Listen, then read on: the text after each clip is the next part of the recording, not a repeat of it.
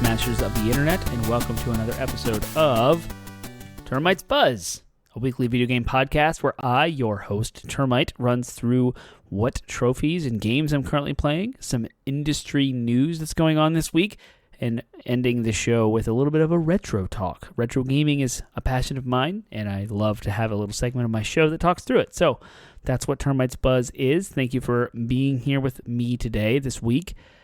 And without further ado, I hope to find you all well and doing great. I had just had what is a parents' night out with our neighbors. We've collectively gathered together to go out by hiring a babysitter, and we're all going in on it to watch the entire neighborhood kids. There's probably 5 families, so no more than 10 kids. And we have a common area, common house in our community where all of the kids can play and hang out, and we can get a babysitter to be there, and it's not really invading any of our homes. And it was awesome. We went to Pro Renata. It's a brewery in Virginia in the mountains, and we had a great time. We got some food, got some drinks. So Termite's a little off the rails, but it's okay because I'm still here, still love gaming, still love video games, and still want to provide you an update with what's going on in that world. You can find more information about who I am and what we are, and I say we because I used to be a co-host of Bit Podsmash, still am, but we've taken a little hiatus from that show, and that was where gaming goes to grab a beer with me and Penguin. We would go through some topic that is and how it relates to video games, and you can find our past backlog of episodes. We've been running for over 5.5 years of shows over at 80bitpodsmash.com. That's the same RSS feed that this very show launches from, and we are regrouping and kind of getting ourselves together and gathering our thoughts about what we might want to do to relaunch into Season 2 later this year, so be on the lookout for those things. You can find all of our links. There's a link tree over at 80bit Podsmash with links to our RSS feed, to all of our social media outlets. Keep an eye there. Fresh off the bat, a little bit of housekeeping. I am currently anxiously, eagerly awaiting the arrival of my Frankenstein modded PlayStation 3 launch console. It's a CECH, if you will, a Chech A01. It's a 60 gigabyte launch model. It was the one that sold for $600 the day it came out in 2006. It's fully backwards compatible with PS2, PS1 games, and it plays, of course, PS3 games. I had a Frankenstein mod performed by Computer Booter over in California, and I think if you follow my social media outlets, you'll find links to all of the repair videos of the things that have happened, but a graphics chip from the future PlayStation 3 models had been removed and harvested and put and grafted onto my launch model PlayStation 3. So I'm going to be doing on Twitch a live unboxing and hooking up of the PlayStation, and we're going to act like it's 2006 again. I never had a PlayStation 3 when they first came out, so I'm going to relive that life. I've got a couple of launch games we're going to walk through. I'm going to show you the games I was playing at that time, basically just acting like it's 2006 again, and I'm unboxing a PlayStation 3 for the first time and giving it a run for what it's worth and what cool things it can do. I'm excited about it. I hope you will find the same level of excitement for it as I walk through all of those things. So you can find the live content will be on Twitch. Of course, it will be loaded onto YouTube for video on demand consumption, so be sure to check that out. I've got a lot of cool things to talk about with that. So that is the bit of housekeeping, the only thing on my radar right now, as well as an interview with Computer Booter. Whenever we decide to line up our schedules and get things together, he's a very busy individual, as am I. We will sit down and talk about his business and his Frankenstein repairs and his influence on the PlayStation 3 community and vice versa, and how the PlayStation 3 community influenced him and his business and how he does console repairs. And he runs a video game store, so a retro game store specifically. So I can't wait to sit down with him and talk through what his life is like, what the store is like, what doing console mods and repairs is like. So be sure to follow along because there's no date set for these things. The PlayStation 3 is in the mail. I don't have a tracking date for when it's going to come. I have a number. I know where it is in the world. It's in California still, but I don't know when I'm going to get it, as well as we don't know when the schedules will line up for us to be able to record our episode, and I'm just going to drop the interview episode as a Termite's Buzz episode whenever we get it done. So in order for you to be the most up-to-date and aware, you have to follow along. And so, therefore, subscribe to the feed, subscribe to the social media things, like us, subscribe. We have a Discord channel. You can jump in there, ask questions, and get follow-up and feedback from there. And that's that. So 5 minutes into the show, let's get started. What trophies am I hunting right now? What is going on in the world of Termite? What games am I currently playing? I would have to say it's pretty stale. I'm still drudging through Hogwarts Legacy. I haven't really gotten a lot of trophies yet. If you want to follow my progress, you can go to PSNprofiles.com, and I'm Termite04, and you can follow there. But I have some Hogwarts Legacy trophies, but not enough to get me out of the rank of E, which is driving me insane. The rate at which I'm getting these trophies is maddening, and I'm not super happy about the rate that I'm getting them. March is over, and my goal was to have 2 platinum trophies per month, and now I should have 6. I only have 4, so I'm 2 platinum trophies behind, and Hogwarts was supposed to be one of them, and Persona 5 Royal was supposed to be another one, and so was Horizon Call of the Mountain, and those are all 3 games that I've started, and I'm currently working through, but I don't have a lot of time to game. Hogwarts Legacy is not super fun, and VR, specifically Horizon Call of the Mountain, really hurts my eyes. I get an eye ache. It's the same problem you would have if something was just out of focus and you spent like 45 minutes trying to get that picture into focus. It's an eye strain issue. It's not a dizziness or a nausea issue. It's not a motion sickness issue. I don't know what it is, but I can only play for like 25 to 30 minutes at a time, and then I have such a bad eye ache that I have to stop, and it's kind of annoying. I also got sick last week and was ridden with a fever and like not feeling too well. And so I haven't really had the energy to stand up and play VR. So that's fallen off the wayside. I need to get Horizon done because there's so many other PSVR 2 games that I'm dying to play that are on the horizon. And maybe they're easy platinums and maybe they're not. But I haven't done a whole lot of research into what I could get with PSVR 2. But that's where I am. So Hogwarts Legacy is a slog. There's a ridiculous amount of side quests and collectibles and exploration stuff that I'm supposed to do, and none of it is ridiculously appealing or super fun. The main storyline is what is the most appealing and most fun, but I feel like as a collectionist and as someone who wants to get the platinum that I have to do all of the extra things first that are available to me before I can move the story forward, and then I move the story forward, and then it unlocks a whole bunch of extra side content. Then I spend my time doing all the extra side content to clear it all up before moving forward with the main story again. Such is the life of a trophy hunter and a completionist, but that's what I'm doing. I really want to play Resident Evil 4. I hope it's awesome. I'm excited about it. Eventually I'll get there. And I have I guess I have the rest of April, right? April 28th is when Star Wars Jedi Survivor comes out, and I'm definitely getting that. It's also the same day that the Switch OLED for Tears of the Kingdom drops, and I plan to have that on day 1, so that's a new Switch for me. And I'll want to like run through its courses, and like maybe I'll do a live unboxing for that too here on the show over at Twitch. Another reason for you to subscribe or like, we don't monetize, so I don't really know what it looks like. I guess you just follow us on Twitch so that whenever I go live, you're aware. But I want to do maybe I'll do an unboxing of the OLED Switch. I'm not sure what I'm going to do with that, but I'm excited to have a new Switch. I want to play those things. There's a Splatfest going on right now I'd like to play with, but it's just too much. I don't have enough time to play one, much less all these other things, so I hope to have a few more platinums, maybe 1 or 2 before her Jedi Survivor comes out, because Jedi Survivor, I got, 2 weeks between that and Tears of the Kingdom, and that's going to take over everything. Maybe I could do Jedi Survivor and Tears of the Kingdom together, leading into the month of June when Diablo 4 comes out, June 6th. Played the beta. It was amazing, and I have to play it. So, of course, I'm going to get it, and I can't wait to play that. That's June 6th, and at the end of June is Final Fantasy 16. So I gotta get my ducks in a row. I gotta get my poop in a group, if you will. I can't wait. Lots of gaming things that are on the horizon that I'm way more excited about right now than I am Hogwarts. So that's where I'm at. I'm stuck there. What are you playing? What are you doing? What do you even care about trophies? Do you play anything on PC, Switch, Xbox, whatever? I would love to talk about what games you're playing, what you love, all those things over on our Discord, Facebook, Instagram, Twitter, Reddit. You can find all that stuff at bitpodsmash.com. So hit me up. Keep track of the show. Keep following us along, and we will game together and hang out. So that'd be great. So some news that has happened this week. I think I'll start with the biggest piece of news that has happened in the gaming industry, and that is that E3 2023 is officially canceled. So this is an article, I can't say words, article over on IGN, written by Rebecca Valentine. The ESA head blames E3 cancellation on wider industry challenges, won't say if event will return. This was on March 30th is when this article was written.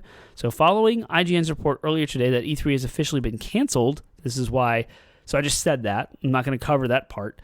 What I want to cover is this juicy bit of news.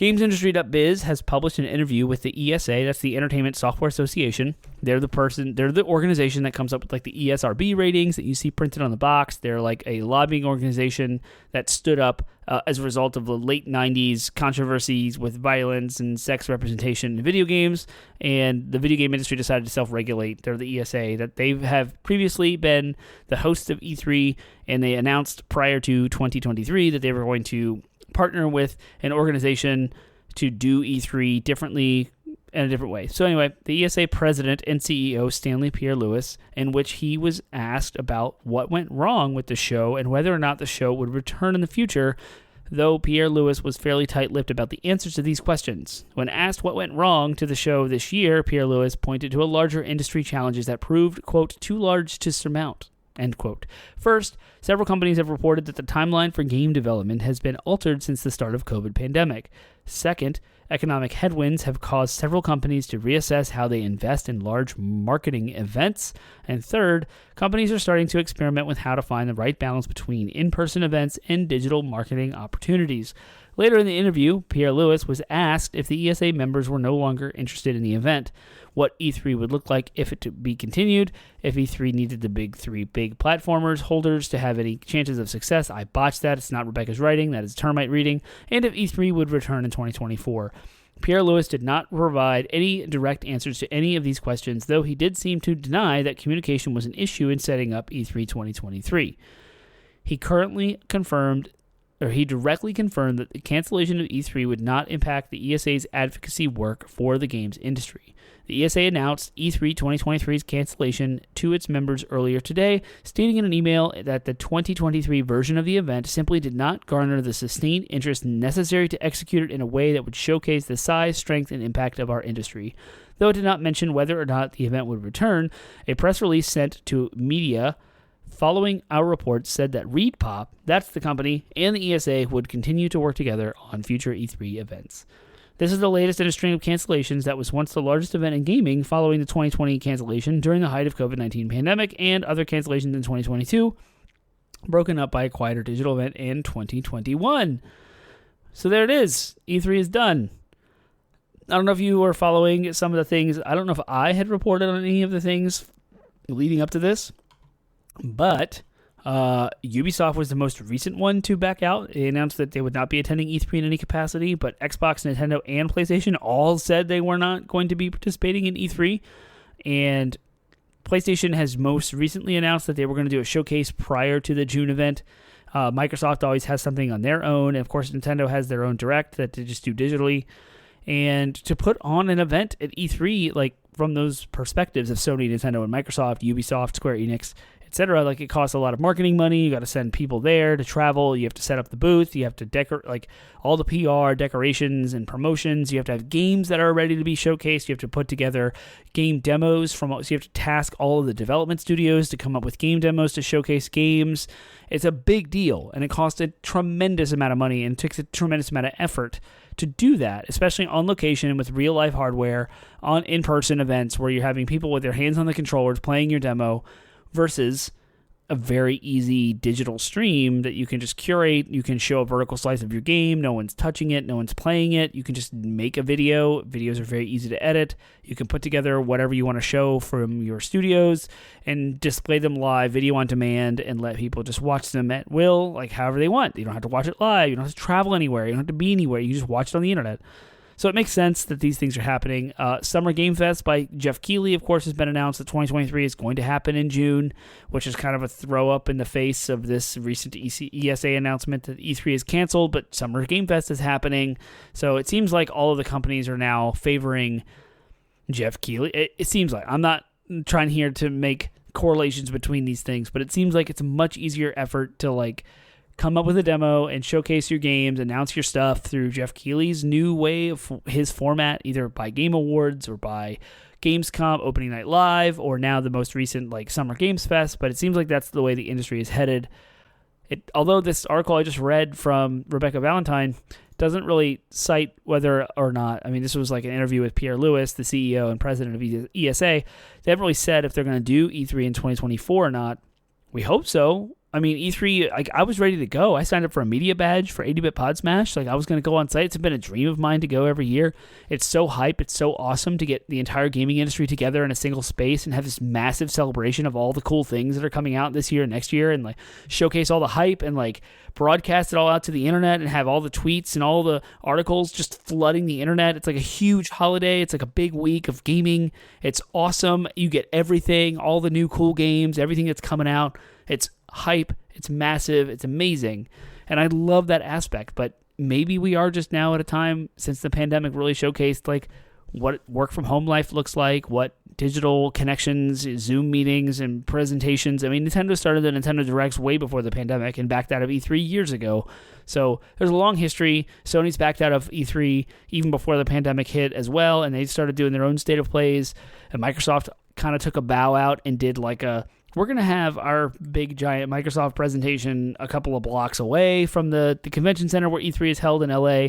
And that was years ago, before the pandemic. So we're kind of already charting in this territory as the internet becomes better and infrastructure is different, technology evolves, and those things. So I don't know what to think of E3. I don't know. I'm bummed that there's no E3 2023, but I'm glad Jeff Keighley has his Summer Games Fest. I'm glad that's happening, I guess. And I'll tune into that and I'll report on it here, and we'll be hyped together about whatever video games come out and what the next half of the year looks like, because we don't really have a lot in store for what's going on there. And that's that. So no E3 for 2023. I'm bummed, but it is what it is, and we will try to get through it and be excited about it. Excuse the cough. So the next thing on the list of things to talk about was this big 10-minute gameplay of Zelda Tears of the Kingdom. I just alluded to it earlier in the show about their OLED Switch model that was showcased. It was announced during this presentation. So Nintendo shows off Link and Zelda's new adventures in Hyrule. Michael Wickwerder reports over in Polygon, Nintendo showcased 10 minutes of new gameplay footage from The Legend of Zelda Tears of the Kingdom on Tuesday, offering a deeper look at the game in a presentation hosted by Zelda series producer Eiji Aonuma. The gameplay presentation isn't a full-on official Nintendo Direct, but it gives hungry Zelda fans, like myself, something to chew on before Tears of the Kingdom launches in May. You can watch the Tears of the Kingdom gameplay presentation right here, and I guess you can go to Polygon and give them a click. You can also catch up on the game's previous trailers there, and what did they showcase? I will kind of walk through what I can remember out of memory here, but the biggest stuff they showcased were Link's new ability to attach inanimate objects to his weapons. So it showcased a stick that would break really quickly. Of course, breaking weapons is making a return in Tears of the Kingdom. That's a big deal because a lot of people in Breath of the Wild did not like that, but it is. Here it is. And then it showed a stick that was about to break, and then Link walks over to a rock, and it showcased his new ability to fuse the rock to his weapon, his stick, and it increased the durability greatly as well as its damaging power. So that was pretty cool. And then after that, of course, it showed some more like traversal things. Another big deal was the Sky Islands, where, of course, we've known about those, right? With Skyward Sword HD being announced, it's like, oh, here's Tears of the Kingdoms, and now like they compared the two almost analogous to each other. It's like, oh, in Tears of the Kingdom, we're going to have a lot of verticality, and we're going to have these islands in the sky. And so the big question was like, how do I get to them? And it showed a rock falling from one of the islands in the sky with like a blue, like cool graphic around. It landed like almost like a comet or a meteor. Link climbs up to get next to it, and you can run this like rewind skill ability. I don't remember exactly what it's called, recall, I think. And Link rode that rock up to the Sky Island, which is really cool. Okay, you can rewind actions in the game. I'm sure there's a lot of implications about how you could customize and use that ability. It's nuts. So like things flying at you, any projectiles, I suppose you could reverse them and send them back to any enemies or whatever.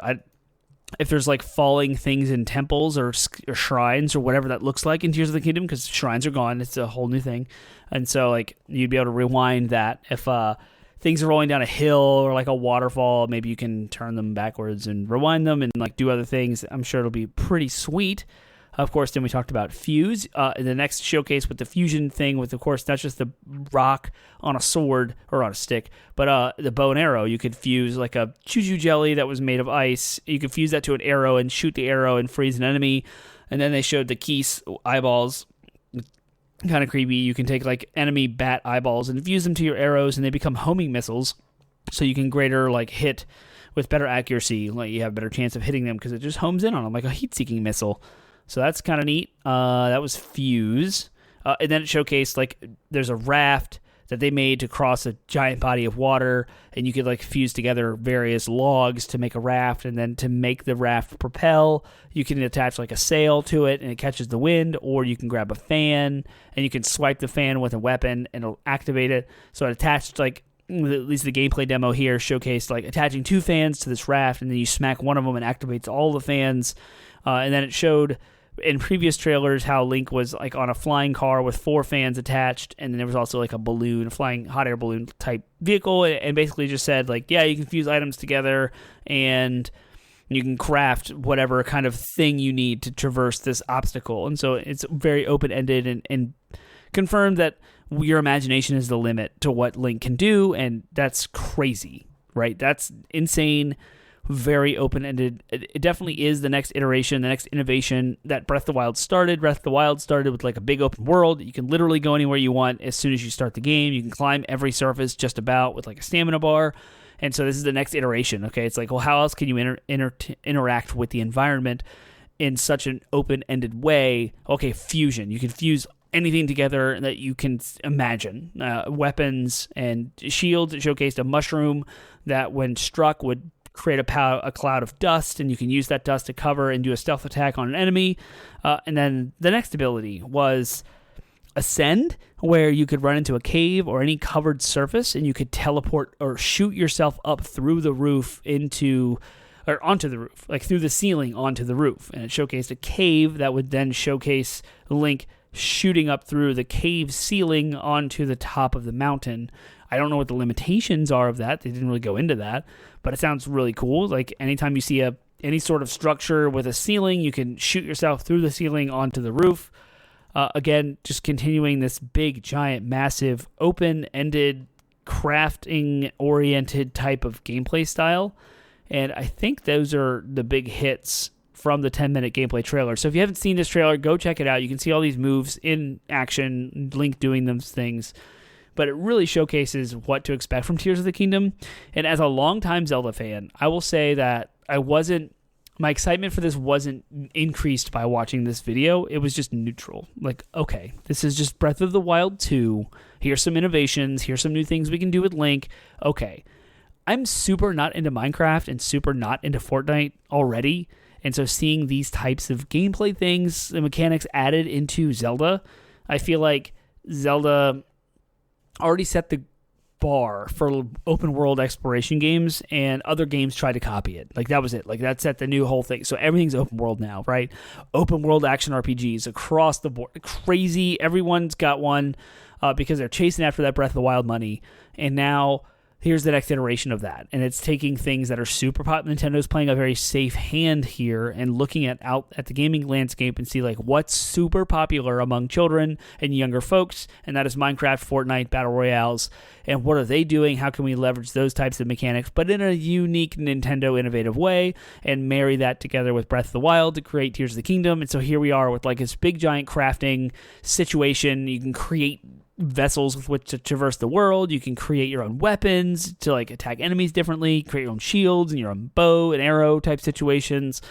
And it's just all these things. I feel like maybe I'm just 36 years old and I'm old and I'm crotchety, but my Zelda is 8 deep dungeons, and each of those dungeons give you a new weapon where you can backtrack in the overworld and unlock new areas and explore new spaces. And it's linear. It's in a certain direction. It has very like obvious, I got the ice wand, I can now freeze these things and get through this hump. Or like I unlocked the bow and arrow, so now I have ranged damage as opposed to just my sword and shield, so I can shoot this thing in the overworld and like go back and explore these new areas that I was unable to get to before. Or like now I have the power bracelet, I can lift rocks and like get to new areas. And that's very Metroidvania style of Zelda that I love, from like Link to the Past and Link's Awakening and such. And even games as newer as like Ocarina of Time and Majora's Mask, and like unlocking new areas by getting the things in the dungeons, that's the kind of Zelda I love. Breath of the Wild changed that formula in a way that was completely completely just different, and it changed the landscape of gaming in general. It was a huge impact on the gaming industry, and of course it's actually been a running joke for me and Penguin to like every single episode that we talk about gaming topics in the industry, Breath of the Wild comes up because it has its tendrils in everything that we've done. It foundationally changed everything about gaming and what we see in software going forward after it came out in 2017. So it's huge, right? And it's a new direction for Zelda. And so now I'm seeing the next iteration of Tears of the Kingdom here, and I'm like, it's continuing to get away from me. Like, I appreciated Breath of the Wild for what it was, but that's not true what I'm used to Zelda. So I'm keeping an open mind. I'm, of course, getting it on release day, so much so that at the end of this 10-minute video, there was the OLED Switch model that had golden Joy-Cons emblazoned with all of the runes from Tears of the Kingdom.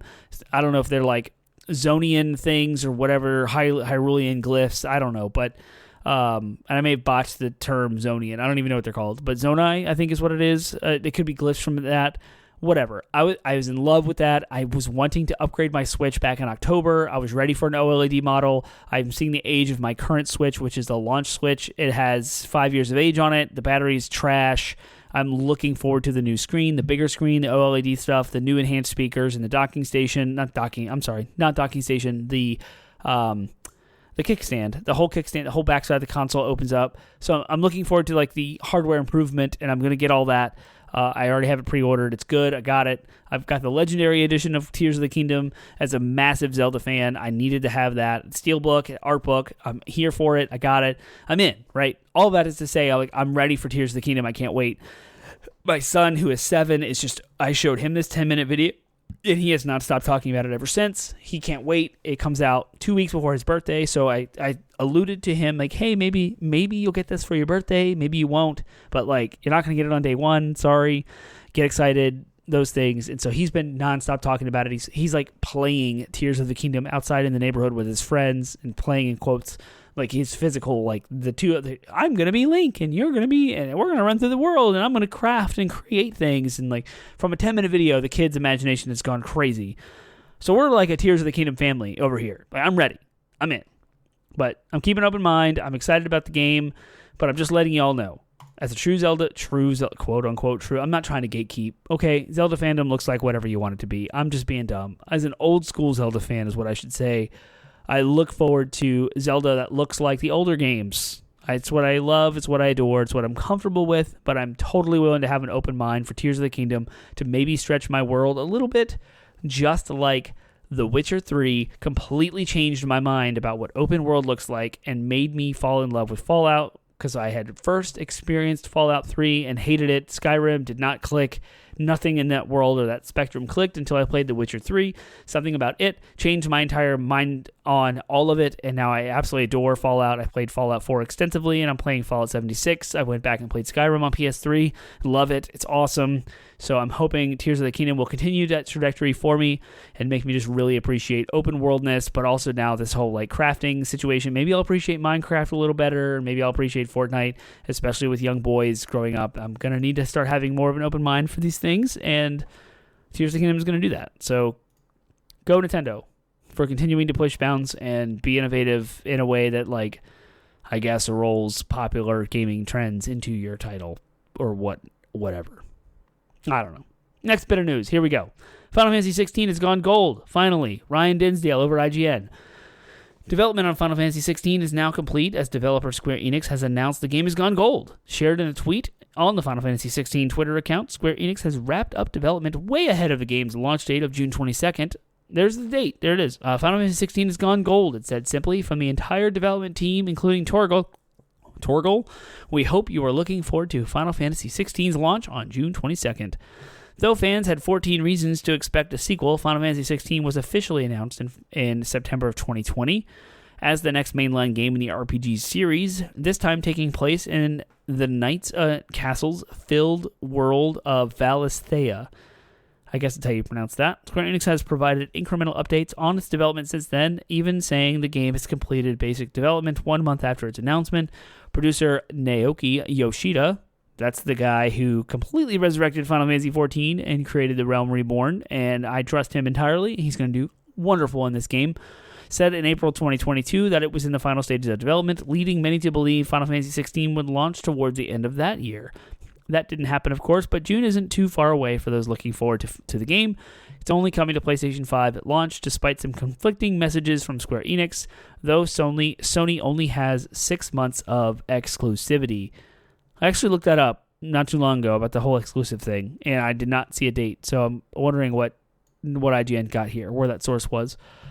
So apparently 6 months exclusivity for PS5. Maybe it'll go to PC after that. Xbox maybe? I don't know, but Final Fantasy 16's gone gold, y'all. It's there. There's a ton of gameplay footage out there. There was a whole thing at PAX East. Yoshida was on stage showcasing gameplay elements. It showed some open world traversal. It showed how fast travel works. It showed some menus. It showed some combat. Of course, the combat director from Devil May Cry 5 is doing all of the work for combat. It's all done now. We're ready to go. So here it is, April 1st. And we have 2.5 months, almost 3 months between now and release day, and the game is just getting printed on discs and packaged and shipped and ready in its final stages of certification.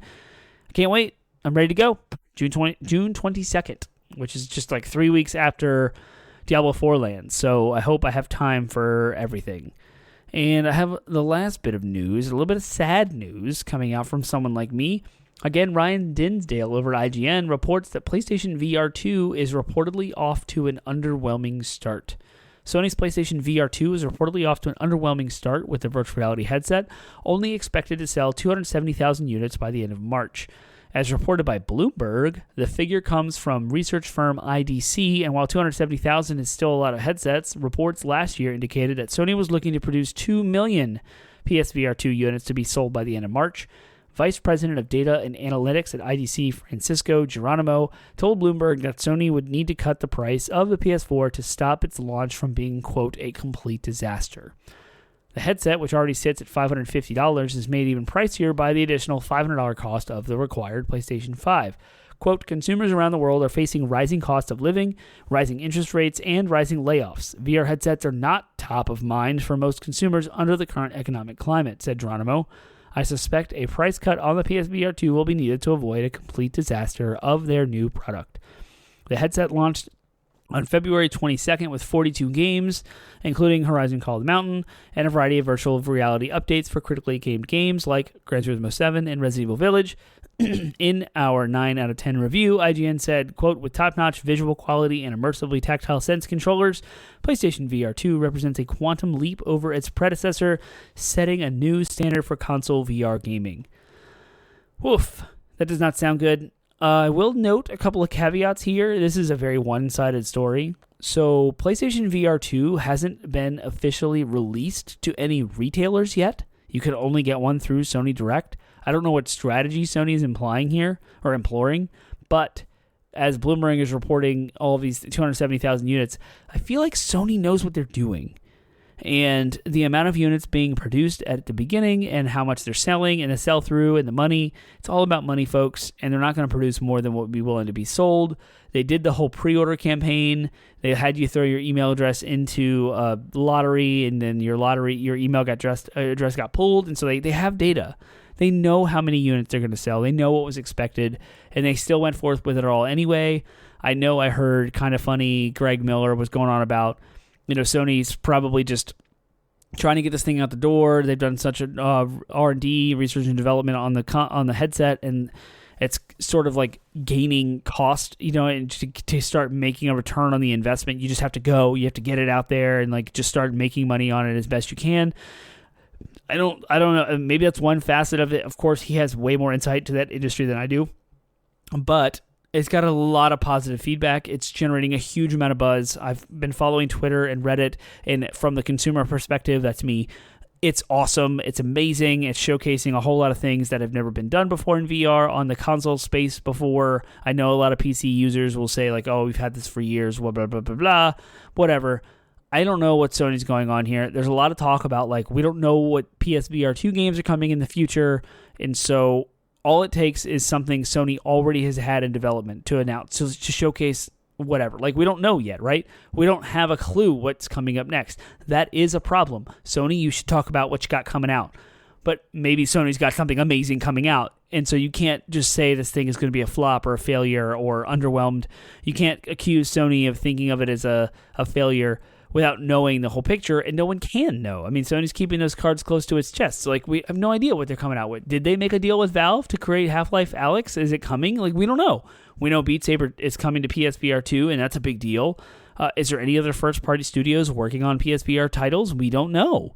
And if Sony would just show in their newest Direct, State of Play, whatever you want to call it, some new PSVR 2 titles that are not just ports of other things that have existed in the past, then we'd probably feel a lot more confident about PSVR 2. It's just not enough data. And so, I think Bloomberg here, they're doing their due diligence. They probably have sources, of course. I trust Bloomberg, as an organization with journalistic integrity. I get it. So the numbers are probably true, but the speculation around whatever this Geronimo was saying about how I suspect a price cut on the PSVR 2 will be needed to avoid a complete disaster, I don't think that's entirely true. I think Sony's getting it out there. They're making their units. They're going to start working with retailers to get it on store shelves for impulse buying, etc. I know impulse buy for a $550 unit is probably nuts for y'all, but there's a lot of people in the world with a lot of money to spend. So you get the right you get the right games out there, and you get people hungry to play something or get FOMO and feel like they're missing out, and you're gonna have something awesome. And Sony's gonna print money with this thing. That PSVR 1 was, I think, a success. I believe I read some headlines way back that was it sold way more than we thought it would, and it had support from the development studios. And so obviously PSVR 1 must have performed within some sort of threshold of acceptability before they would go forth with R&D on PSVR 2. And now we've gone from R&D to actual production, and we have these units in ourselves, in our houses.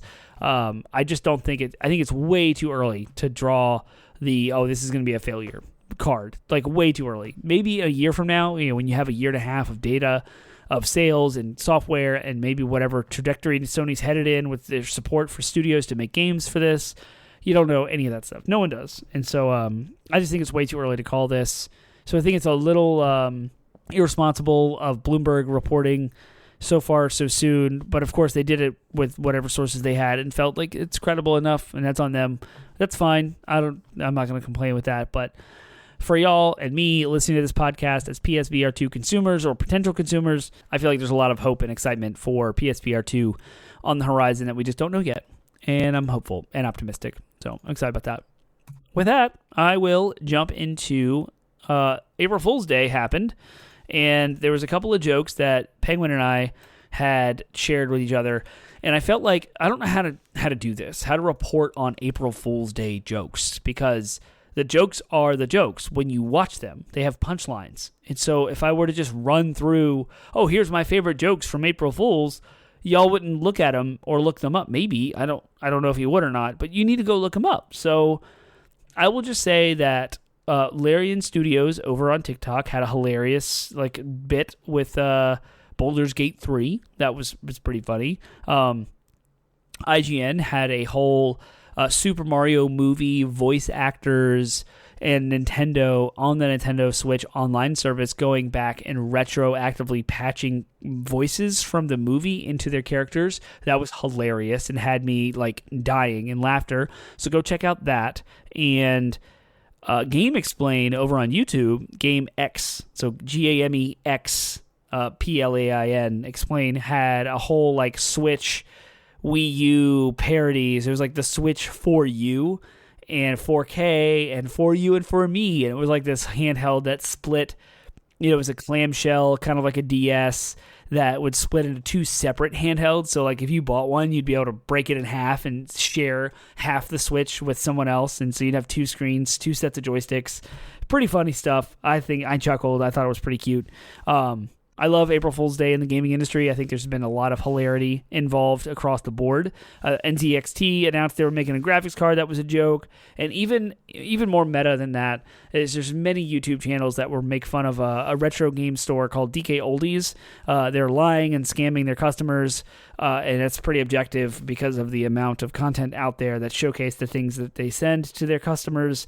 There was a whole meta video where a organization who usually reviews DK Oldie consoles, had their own in-house refurbishedly perfect consoles and would unbox them and say, oh, this is from DK Oldies, but it's perfect and flawless, so it's not from DK Oldies. But then they'd be like, crap, we're making this video about DK Oldies, we got to like dirty it up. And they would go and like dirty up the consoles and then repackage them up and be like, okay, cut 2, and then they would unbox the thing they clearly... I thought it was hilarious. If you're into watching any of that stuff at all, this is how Termite internets, I guess. It's weird.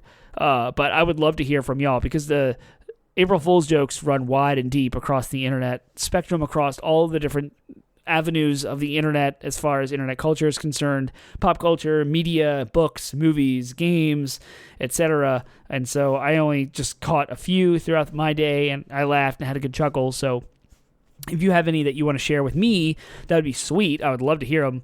You can do that over on bitpodsmash.com, where you have a landing website with other links to Discord and Facebook, Instagram, Reddit, Twitter. However you want to do it, you can DM me too on Discord. So you can even email us if that's the thing you want to do. I don't know. But April Fool's Day is today, and it's really funny, and I had a good time with it. Always chuckle with a good April Fool's Day joke. So here's our retro conversation. Retro talk. I don't know what to call this segment, but it's where Termite talks about retro games. I've been gaming for 36 years of my life. Sorry, I'm 36 years old. I've been gaming for like 31 of those years, if you want to get technical about it at all. It's basically my whole life. It's my biggest passion. So naturally, I have a big experience with games. I have a huge collection. T-Bone and I, friend of my show, birth brother, like biological brother, and friend of the show, have amassed a massive collection of games. We have over 1,000 games together across all the consoles, except for like anything older than Nintendo we haven't really dabbled in. But from Nintendo on, we pretty much have every console and a rack of games for all of them. And so I like to go through the collection sometimes and pick through things that I'm excited to play, or whatever I'm digging. You know, I love retro games. So this week, I'm inspired, of course, continuing to talk about the Frankenstein mod PlayStation 3 that I mentioned at the beginning of the show. It's on its way, and the stream is coming, so make sure you like, follow, subscribe, whatever you got to do to my socials and to our Twitch channel, twitch.tv/80bitpodsmash, so you can see that, the unboxing of the console, the PlayStation launch console, and we're going to go time warp into 2006. I'm going to run through some launch PlayStation 3 titles, but one of those games that I want to talk, and I'll probably play it on the air, is not really a launch title, but it's something that I've known about, but I didn't really know. It's a game that came out in 2007, so quickly after the PlayStation's launch, but still early enough to like be very, very close to its launch, so it's almost one of those like blurry launch titles. It's a game called Lair, Lair, Lair. What I didn't know about, it's a dragon flying game, so it looks kind of like Panzer Dragoon Saga, or it may be Scalebound for what that was by Platinum Games before it was canceled. But you fly around on a dragon and you shoot stuff. What I didn't get was that it's made by Factor 5. You know who else? You know what other games Factor 5 made that I dearly love? Star Wars Rogue Squadron on the N64 and its sequels. So I'm actually going to devote this entire retro segment to Rogue Squadron, developed by Factor 5 on the Nintendo 64. That is Star Wars Rogue Squadron. And I got this book where it shows details about every single N64 game ever made, and I want to read about what it says about Star Wars Rogue Squadron with y'all, because I haven't read this yet. In the period between 1998 and 2003, Californian developer Factor 5 released a quadrilogy of games that many still hold up in high regard as among the greatest Star Wars-themed titles ever released. A proud crown to wear, given that there have been well over 100 of them over the years. The first of Factor 5's fantastic foursome was Star Wars Rogue Squadron, an arcade-style aerial combat game where players get to find out what happened in between the events of Episode 4, New Hope, and Episode 5, The Empire Strikes Back. Players step into the shoes of Luke Skywalker as he takes on a variety of missions, including protecting the Mos Eisley spaceport from an ambush to saving Han Solo's home planet of Corellia from an Empire invasion. There's also the opportunity to infiltrate the Empire's prison facility on the planet Kessel, as well as carrying out a sneak attack on a factory planet called Balmorra, where advanced weapons of destruction are built for Imperial forces. The variety of environments is matched only by the variety of spacecraft available to you. Depending on which of the 16 missions you're playing, you get to choose from a selection of 5 aircraft, X-Wing, A-Wing, Y-Wing, and V-Wing, or a snowspeeder. At first, you can only play as a specific craft, but once the mission is completed, you can replay with a different one. Each craft is also a secondary weapon useful for the job at hand. The snowspeeder in particular has a tow cable which can be used to wrap around the legs of AT-ATs and pull them to their knees. The Rogue Squadron received great praise for its fantastic action and impressive visuals. The latter would be improved further if players own the expansion pack, which took the original 240 resolution and bumped it up to 480. Factor 5's work would be so well regarded that it would go on to create 3 more games in the series, including the Episode 1 spin-off mentioned earlier, and 2 GameCube sequels, the first of which, Rogue Squadron 2, Rogue Leader, was a launch title and arguably the most famous of the entire series, but that's hopefully for another book. Yeah, I loved Rogue Squadron. I was obsessed with it when it came out. We didn't actually own the copy of the game until way later when I had my own job and I could go back and buy it. But I remember playing Rogue Squadron in like Best Buy demo kiosks back when the N64 was still new. Of course, the expansion pack made it look super sharp and cool. It was super hard, ridiculously hard game, but I was a new Star Wars fan. I didn't really get into Star Wars until Episode 1 had come out, and so I watched the original trilogy and fell deeply in love, massively in love with it, as most people do, and Rogue Squadron just hit. The gameplay is amazing. Factor 5 is incredible.